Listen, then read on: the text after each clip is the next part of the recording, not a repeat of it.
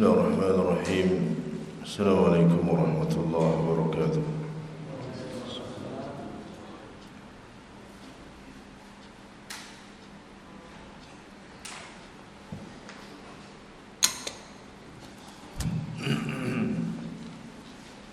Innal hamdalillah nahmaduhu wa nasta'inuhu wa nastaghfiruh ونعوذ بالله من شرور أنفسنا وسيئات أعمالنا من يهده الله فلا مضل له ومن يضلل فلا هادي له أشهد أن لا إله إلا الله وحده لا شريك له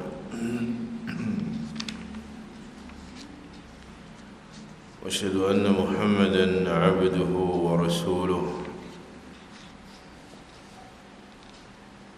وصلى الله عليه وعلى آله وصحبه ومن استنى بسنته واقتفى أثره إلى يوم الدين. أما بعد، إخواني في الدين أعزكم الله.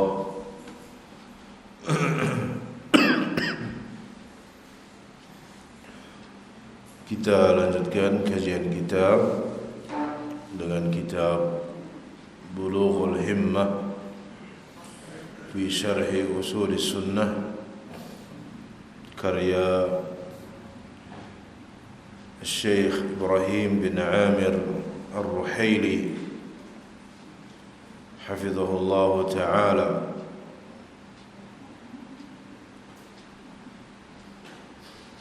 قال الإمام أحمد رحمه الله: والجلوس مع أهل الأهواء.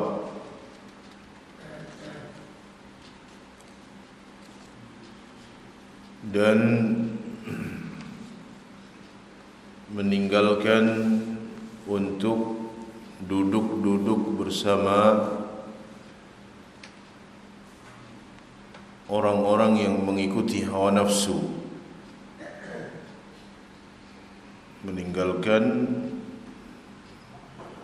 duduk-duduk bersama ahli bid'ah, ahli bid'ah.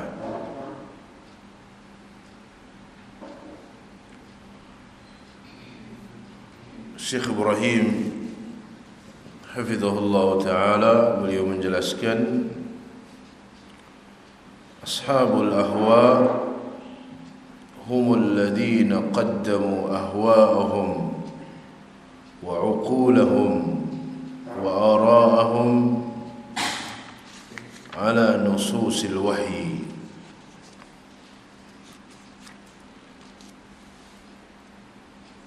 Para pengikut hawa nafsu,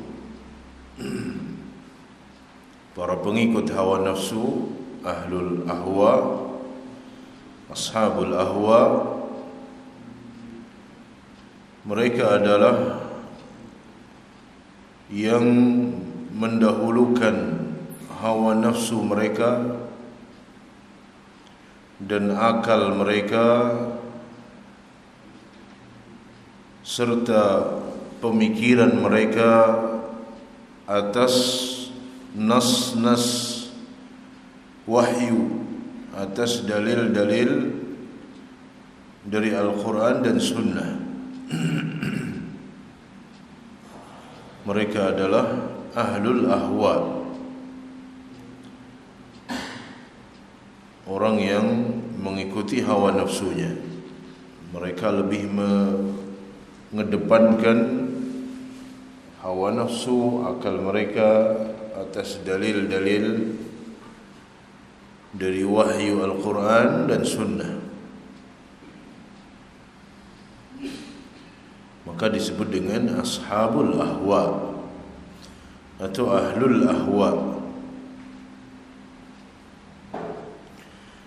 Walihada yuzkaru ahlul ahwa'i ma'a ahlil bid'ah. Oleh karenanya ahlul ahwa disebutkan bersamaan dengan ahlul bid'ah. Fayuqalu, maka dikatakan ahlul ahwa'i wal bid'ah, para ahli hawa nafsu dan ahli bid'ah.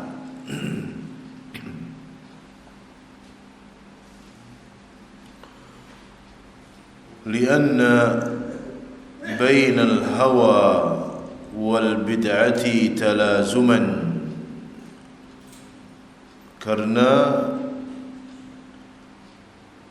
antara hawa nafsu dengan bid'ah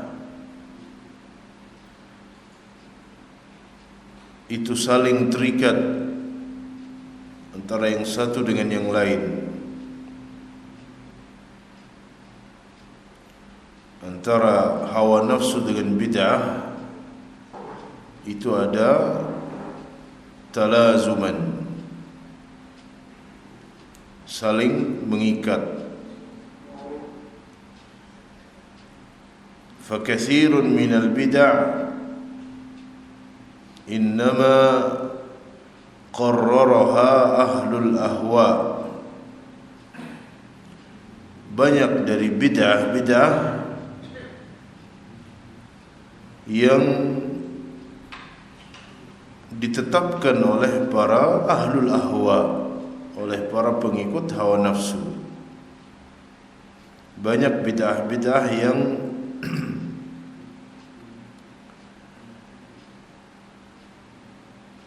ditetapkan oleh para ahlul ahwa.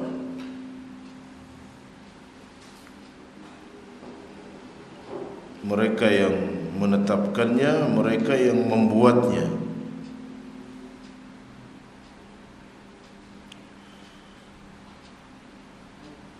Kenapa demikian? Litaqdimihim al-uqula wal ara'a 'ala an-nusus. Karena mereka lebih mendahulukan akal-akal dan pendapat-pendapat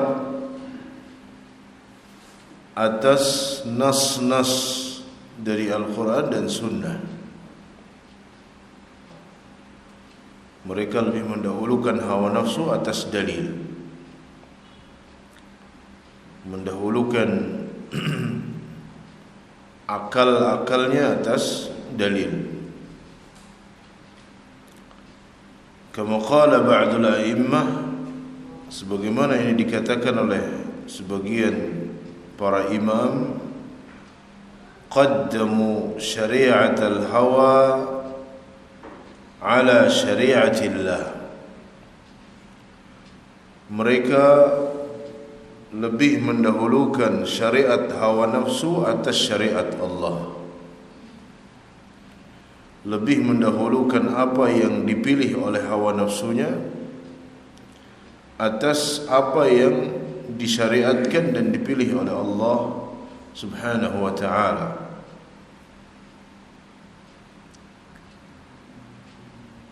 Maka antara ahlul ahwa wal bid'ah memiliki keterikatan yang kuat. وقال عمر بن الخطاب رضي الله تعالى عنه beliau berkata, inna ashab ar-ra'yi a'da'us sunan.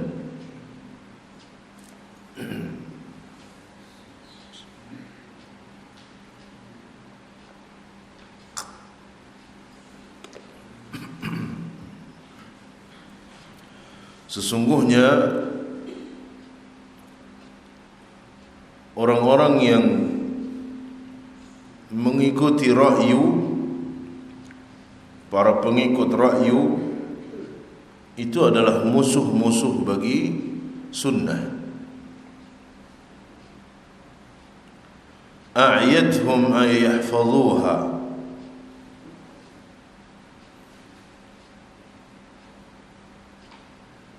sunnah itu melemahkan mereka sehingga mereka tidak mampu menghafalkannya. Wa tafallata minhum an ya'uha, dan terlepas dari mereka sehingga mereka tidak mampu untuk menguasainya. Inna ashabur ra'i a'da'us sunan. Para pengikut ra'yu, para pengikut akal, itu musuh-musuh bagi sunnah. Mereka tidak mampu untuk menghafalnya, lemah untuk menghafalnya, sehingga terlepas dari mereka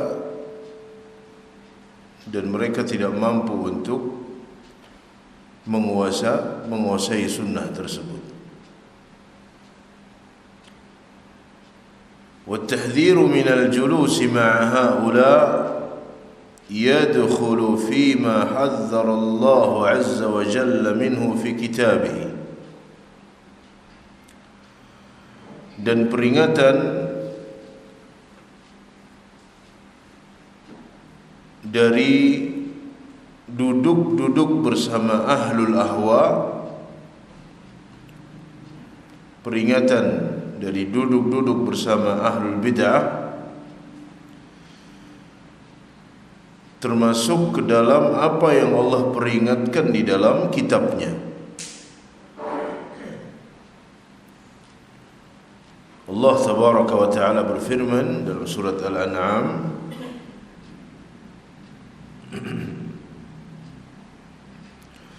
وَإِذَا رَأَيْتَ الَّذِينَ يَخُوضُونَ فِي آيَاتِنَا, dan apabila engkau melihat orang-orang yang mengolok-olok ayat-ayat kami,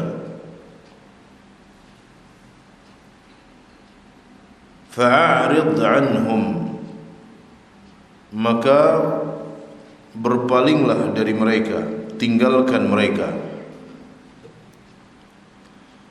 hatta yakhudu fi hadithin ghairih,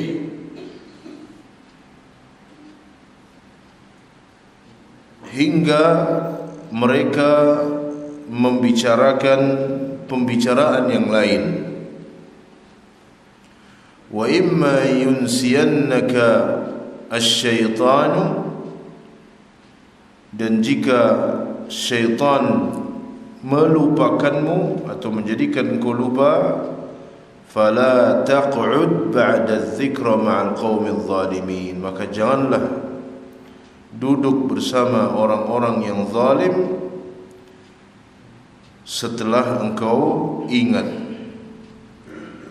Maka Allah tabaraka wa ta'ala memperingatkan untuk duduk-duduk bersama orang-orang yang mengolok-olok ayat-ayat Allah, mempermainkan ayat-ayat Allah.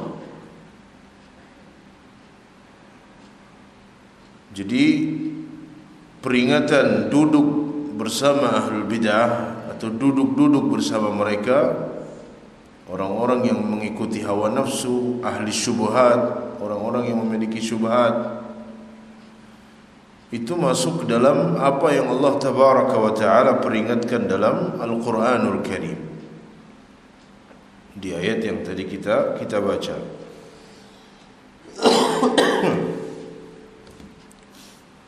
وحذر منه النبي صلى الله عليه وسلم, Nabi sallallahu alaihi wasallam juga memperingatkan dari perbuatan ini. Fi qawlihi, di dalam sabdanya, innama mathalul jalisis salih wal jalisis su' kahamilil miski wa nafikhil kir.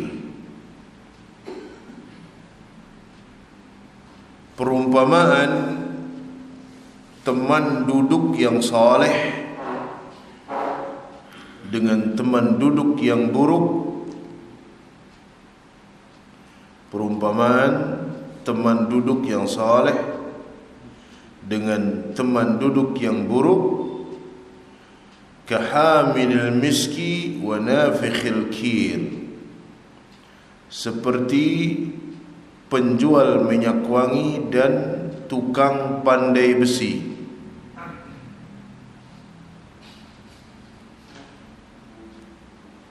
Penjual minyak wangi diibaratkan sebagai teman duduk yang baik, sedangkan tukang pandai besi diibaratkan sebagai teman duduk yang buruk. Beliau tidak sedang merendahkan pekerjaan nafikhul kir, bukan. Ya, bukan sedang merendahkan orang yang pekerjaannya pandai besi. Beliau ingin memberikan contoh saja.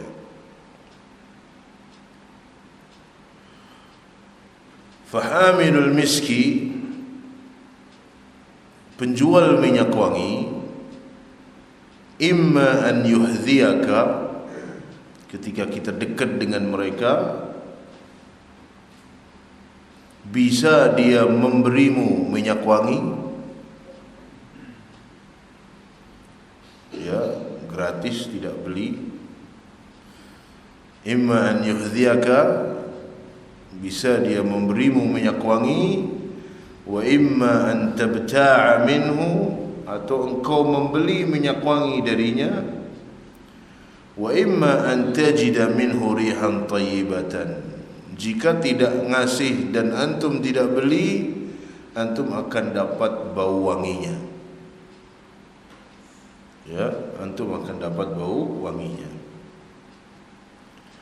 Wa nafikhul kir, sedangkan pandai besi,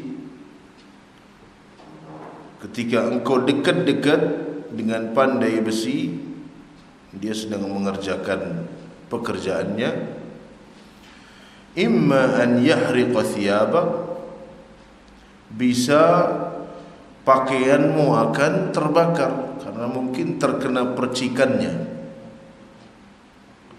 wa imma an tajida rihan khabithatan, atau engkau akan mendapatkan bau yang tidak enak, atau engkau akan mendapatkan bau yang tidak enak. Itu adalah perumpamaan yang diberikan oleh Nabi sallallahu alaihi wasallam.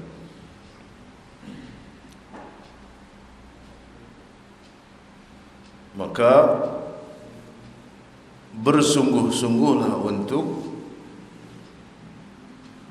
memiliki jalis yang saleh, teman duduk yang baik, teman duduk yang saleh, karena dia akan memberikan manfaat untuk kita, ya, tidak mengajak kepada perbuatan-perbuatan yang maksiat, tidak mengajak ke sana kemari tanpa ada tujuannya, dan kita akan terpengaruh dengan perbuatan-perbuatan baiknya, dengan perbuatan-perbuatan baiknya, sedikit atau banyak. Maka itu adalah jalis saleh, itu akan bermanfaat. Teman yang mukmin, ya, itu akan bermanfaat. Sedangkan teman yang buruk itu akan berbahaya bagi seseorang. Imma dia ngajak kepada perbuatan-perbuatan yang tidak benar, imma kita akan terpengaruh dengannya. Sedikit atau banyak kita terpengaruh dengan perbuatannya, dengan kebiasaannya.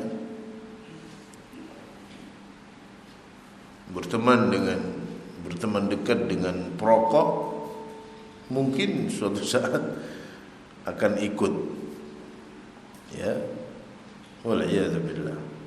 Atau berteman dengan tukang mabok, ya, lama kelamaan dia akan terbawa. berteman dengan orang yang pemikirannya menyimpang, akan terbawa sedikit demi sedikit syubhat itu akan masuk. Maka ini adalah perumpamaan yang bisa antum jabarkan sendiri, antara perumpamaan antara teman yang baik dengan teman yang buruk. Oleh kerana itu para ulama tafsir ketika mereka menjelaskan doa seorang mukmin, Rabbana faghfir lana dhunubana wa kaffir 'anna sayyi'atina wa tawaffana ma'al abrar, dan wafatkanlah kami bersama orang-orang yang baik. Tawaffana ma'al abrar dalam surat Ali Imran ayat yang akhir-akhir.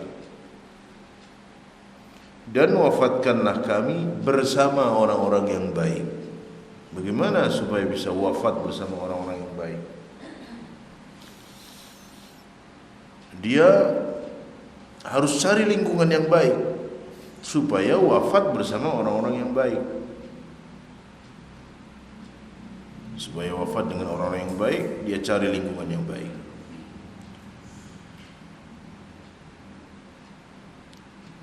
Paling tidak ketika dia hidup di lingkungan yang baik, akan ada orang yang menyolatkannya ketika dia meninggal.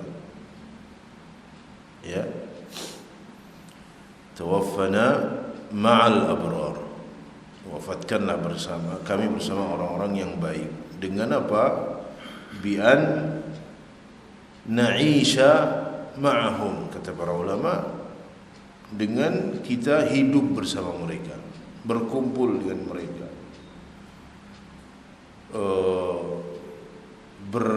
istilahnya sekarang bersirkel dengan mereka, ya, orang-orang yang baik. Taib. Jadi antum bisa jabarkan sendiri hadis ini. Mathalu al-jalis as-salih wal-jalis as-su' kahamil al-misk, dan seterusnya. فالخير والضرر الذي يحصل بالمجالسة قد يكون مباشرا وقد يكون غير مباشر. Kebaikan dan keburukan,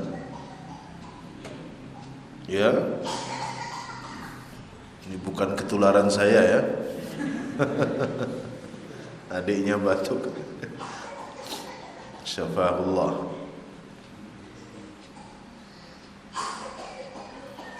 Kebaikan dan keburukan yang timbul ketika duduk-duduk bersama orang-orang yang buruk atau orang-orang yang baik, kebaikan dan keburukan itu bisa muncul secara langsung ataupun tidak langsung. Kebaikan atau keburukan itu bisa timbul secara langsung ataupun tidak langsung, mubashir dan ghairu mubashir. Fal khairul mubashir fi mujalasati hamilil misk huwa an yuhziyaka. Kebaikan secara langsung yang didapatkan ketika seseorang dekat dengan penjual minyak wangi, paling tidak dia akan memberimu. Maka itu kebaikan yang secara mubashir, secara langsung. Dia memberimu. Wa illam yu'tika fa innaka tajid rihan tayyibatan. Kalaupun tidak memberimu, engkau akan dapatkan bau yang wangi. Wa hadha naf'un ghairu mubashir, dan ini adalah manfaat yang tidak langsung. Artinya kalau yang tadi dia ngasih kita minyak wangi, maka kita mendapatkan manfaatnya secara langsung. kalaupun dia tidak memberi kita minyak wangi, kita akan dapat kebaikan yang tidak secara langsung, yaitu bau wangi yang kita dapatkan. Wa nafikhul kiri qad yahriqu thiyabuk, qad yahriqu thiyabak. Adapun bergaul dengan tukang pandai besi dalam pekerjaannya, mungkin akan terbakar pakaian kita. Wa hadha dararun mubashir, dan ini bahaya secara langsung. Wa idza adzaka bi raihatihi fa hadha dararun ghairu mubashir. Jika dia mengganggumu dengan baunya, maka ini bahaya yang ghairu mubashir, yang tidak secara langsung, tapi kita dapat baunya. Fakadzalikal julusu ma'a ahli syarri wal fitnah sababun lil fitnah. Demikian pula duduk bersama orang-orang yang ahli fitnah, orang-orang yang buruk perangainya, atau orang yang suka membawa fitnah, itu adalah sebab terjadinya fitnah. Sebab terjadinya fitnah. Duduk dengan ahlus syarr, orang-orang yang buruk, atau duduk dengan ahlu al-fitnah, ahlul ahwa, ahlul bid'ah, maka ini adalah sebab terjadinya fitnah. Imma bisima'i kalamihim, bisa secara langsung mendengar perkataan-perkataan mereka, dan ini akan memberikan syubhat untuk kita. Au bisum'ati sayyi'ati bisababi mujalasatihim, ataupun anggapan yang buruk dari orang, anggapan yang buruk dari orang karena duduk bersama mereka. Fayatakallamu fikan nas, sehingga manusia akan berbicara tentangmu dengan keburukan. Li ajli dzalik walau kunta 'ala sunnah, manusia akan berbicara tentangmu, tentang bahwa engkau duduk dengan ahlul bid'ah, jika engkau berada di atas sunnah. Artinya ini harus diperhatikan, apalagi jika seseorang itu sebagai public figure, orang yang ditokohkan, orang yang dianggap keilmuannya, maka tidak boleh dia bermudah-mudah seperti itu. Tidak boleh dia bermudah-mudah, apalagi pada zaman kita, ya, foto bareng umpamanya, mungkin dia tidak ada niat apa-apa. Ahlus sunnah ini tidak punya niat apa-apa, cuman kebetulan ketemu di foto bareng, kemudian disebar, maka orang akan memiliki komentar yang bermacam-macam. Fayatakallamu fikan nas, orang akan ngomong, oh, si fulan seperti ini, oh si fulan sekarang sama si fulan, ya, dia sudah bersama dengan ahlul bid'ah umpamanya. Walaupun terkadang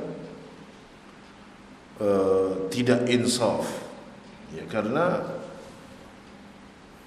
berpedoman dengan foto itu tidak insaf. Artinya tidak pas, karena foto kemudian langsung diambil satu kesimpulan berarti si fulan seperti ini. Tidak bisa. Tapi kenyataan sekarang demikian. Kenyataannya sekarang demikian. Maka harus berhati-hati. apalagi jika dia orang yang berilmu, orang yang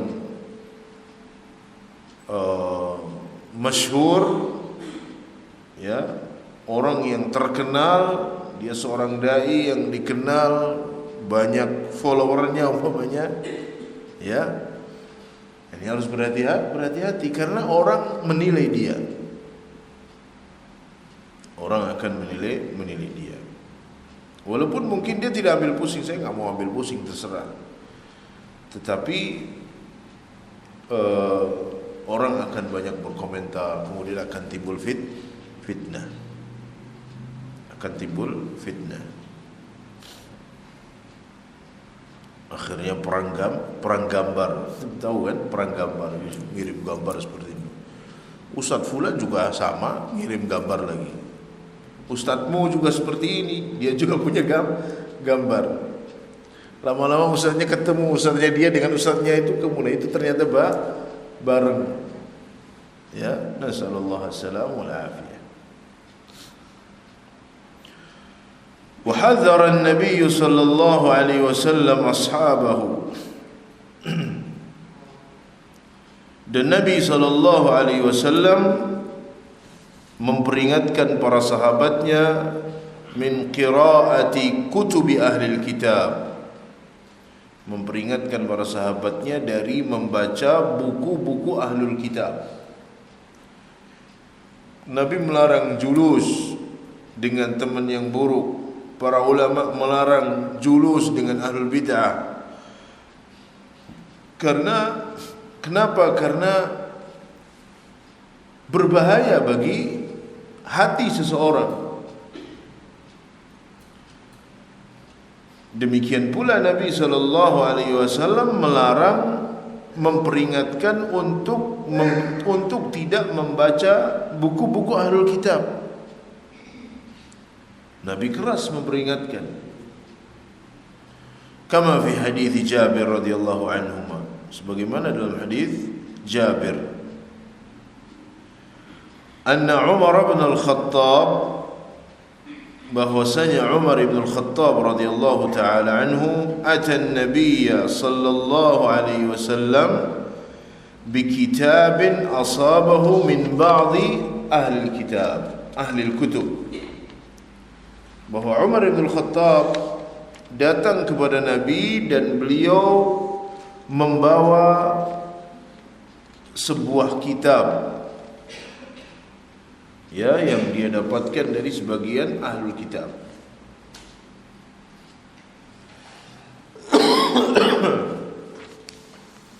Jadi Umar membawa kitab yang dia dapatkan dari ahlul kitab. Faqara'ahu 'ala an-nabi sallallahu alaihi wasallam, maka Umar pun membacanya.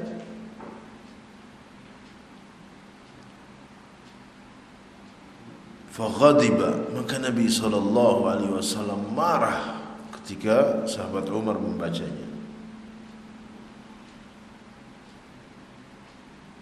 Dan beliau menegur Umar ibn al-Khattab dengan keras. Beliau mengatakan, amutahawwikuna fiha ya ibn al-Khattab,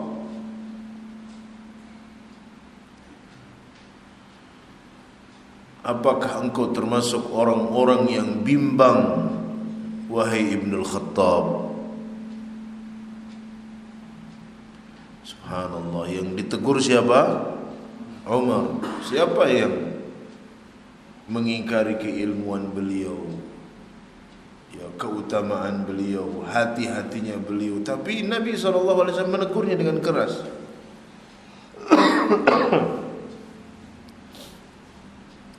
Dan Nabi menegur Umar bin Khattab dengan keras tentu karena ada bahaya yang besar, ada kerusakan yang besar. Walladzi nafsi biyadi, demi yang jiwaku berada di tangannya, laqad ji'tukum biha bayda'a naqiyah, sungguh aku telah datang kepada kalian dengan membawa agama yang putih bersih. La tas'aluhum an syai'in fayukhbirukum bihaqqin fatukadzibu bihi, Janganlah kalian bertanya kepada ahlul kitab tentang satu perkara ketika dia menghabarkan kalian dengan kebenaran, kalian akan mendustakannya. Au bi batilin fatusaddiqu bihi, atau dia mengabarkan dengan kebatilan tapi kalian benarkan dia. Jangan tanya ahlul kitab. Bisa saja dia ngomong benar kalian dustakan, atau dia ngomong salah kalian benarkan. Walladzi nafsi biyadihi, demi yang jiwaku berada di tangannya, law anna Musa hayyan, law anna Musa kana hayyan ma wasi'ahu illa ayyattabi'ani. Seandainya Nabi Musa itu masih hidup sekarang, seandainya Musa hidup, maka dia harus mengikutiku. Subhanallah. Ya, ini adalah pelajaran yang sangat berharga. Kenapa Nabi SAW melarang Umar bin Khattab? Ya, karena tadi bisa merusak hatinya, bisa merusak agamanya. Maka tidak boleh seseorang kemudian kepo terhadap kitab-kitab sesat. Enggak usah kepo terhadap kitab-kitab sesat, pengen baca. Apa manfaatnya? Pengen baca kitab-kitab yang enggak benar. Pengen baca primbon umpamanya. Untuk apa? Atau pengen baca kitab-kitab ahlul bid'ah.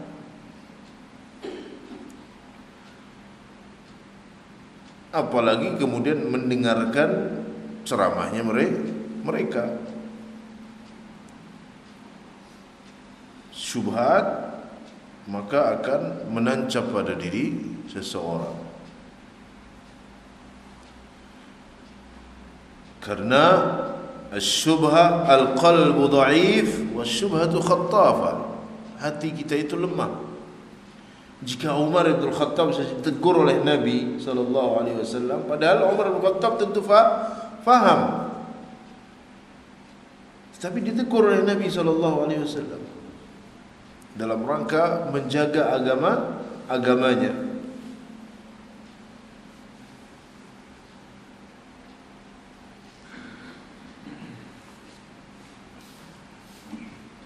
Apalagi dengan mendengar ceramah-ceramah, mendengar ceramah-ceramah yang tidak jelas, yang tidak membicarakan tentang ilmu.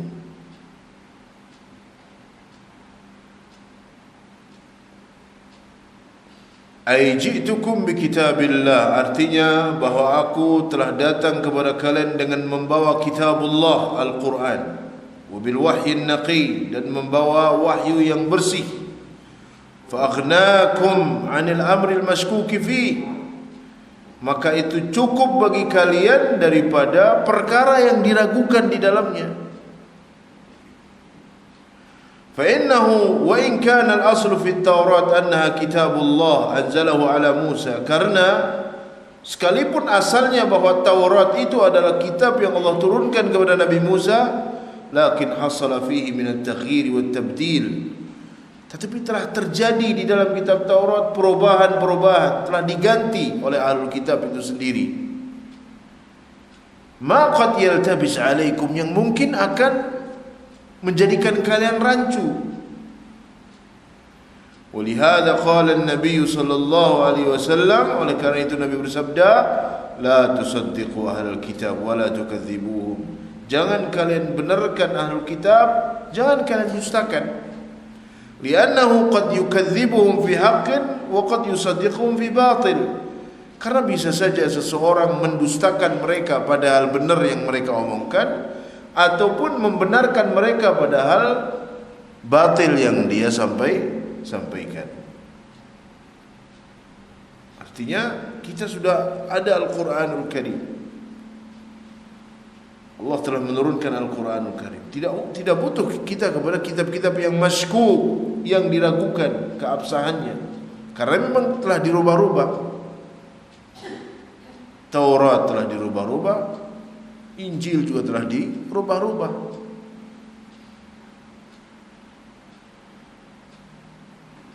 Ya, padahal Umar baru saja bawa dan membukanya. Itu sudah ditegur oleh Nabi sallallahu alaihi wasallam.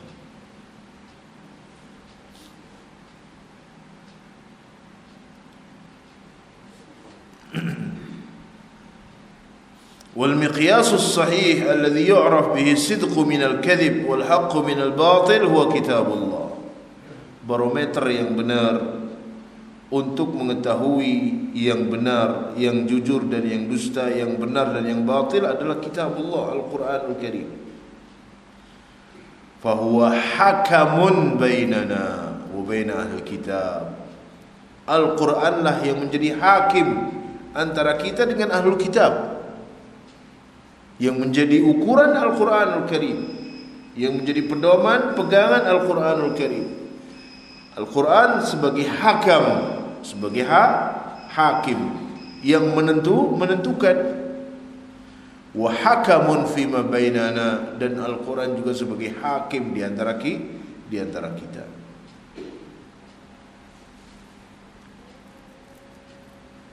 Nah, ini yang berkaitan dengan peringatan Nabi sallallahu alaihi wasallam. Jadi insyaallah nanti akan ada penjelasan yang lain dari Syekh Ibrahim Ar-Ruhaili hafizahullah taala, ya, tentang duduk bersama ahlul ahwa.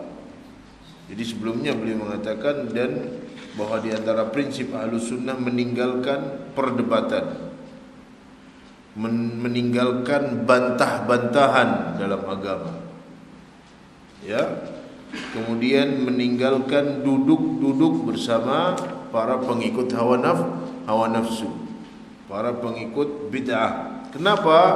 Sebabnya tadi berbahaya. Jangan kita merasa aman dengan syubhat. Saya sudah ngaji, insyaallah enggak apa-apa umpamanya. Kita tidak boleh merasa aman, karena syubhat itu kuat. Bisa saja akhirnya seseorang memiliki kesimpulan, oh ternyata sama dengan kita umpamanya. Akhirnya punya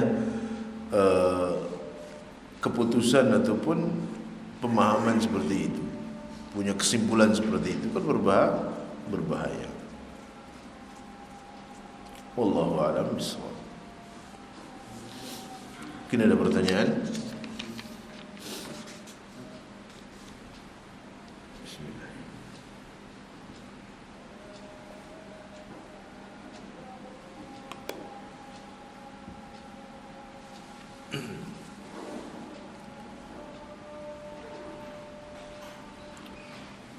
Baik, kalau tidak ada kita akhiri dalam doa kafaratul majlis. Subhanakallahumma wa bihamdika asyhadu an la ilaha illa anta astaghfiruka wa atubu ilaik.